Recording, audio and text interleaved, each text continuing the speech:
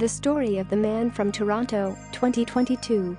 Teddy is a failed internet athletic instructor attempting to sell his idea of non-contact boxing to local gym owner Marty, but Marty rejects the idea on the basis that it's nonsensical, and Teddy's failure to do something as simple as design a marketing brochure proves he's incompetent.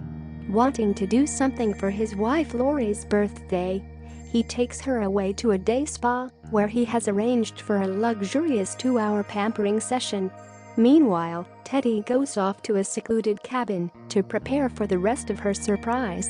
However, the printer he used to print directions had low toner, and the number on the cabin's address was too faded for him to see clearly. Teddy unknowingly arrives at the wrong location, where 2 men are inside with a 3rd man awaiting the arrival of the man from Toronto, a mysterious assassin with the talent for brutal interrogation. Having never met the man from Toronto, the men mistake Teddy for him and proceed to encourage his interrogation of the man they have in captivity. Despite his fear and cluelessness, Teddy manages to extract the information they're looking for out of the man, shortly after which the FBI raid the cabin. Explaining the situation to Teddy, agents Lawrence and Davis convince him to assume the identity of the man from Toronto due to the time-sensitive nature of an operation they have underway to catch exiled Venezuelan Colonel Loren in Washington, D.C., before he follows through with a plan to assassinate the president of Venezuela at the new Venezuelan embassy.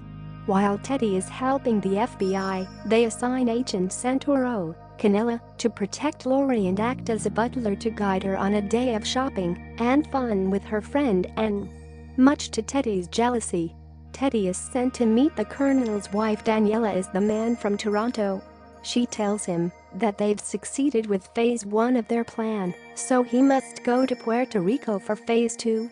En route to Puerto Rico, Teddy and 4 of Loren's men are ambushed by the man from Toronto, whose real name is Randy, on the plane, who kills everyone but Teddy and crash lands the plane and on a rural part of the island.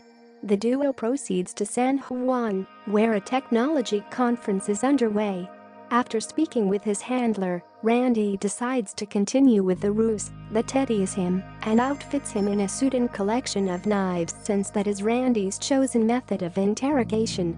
Arriving at the location of the tech conference, Teddy meets with the man who informs him he has 4 men hostage and is trying to determine which one is green. Randy guides Teddy through most of the process until Teddy inadvertently slices one of the hostage's cheek, and the blood induces Teddy to vomit all over him and another man, the second of whom admits he's green. Randy arrives and kills everyone in the room except Teddy and Green, who explains that he and the man Teddy extracted information from in the cabin had designed a weapon that Colonel Loren wants, but it has a dual failsafe, the former man's voice, and Green's thumbprint. Randy cuts Green's thumb off and presumably kills him, only for him and Teddy to be confronted by another asset known as the man from Miami. He tries to steal the thumb from them, and a shootout ensues, though they manage to keep the thumb. They return to the United States, where they meet Lori and Ann for dinner. Randy reveals that as a loner he's very uncomfortable around women and is nervous that Ann is joining them.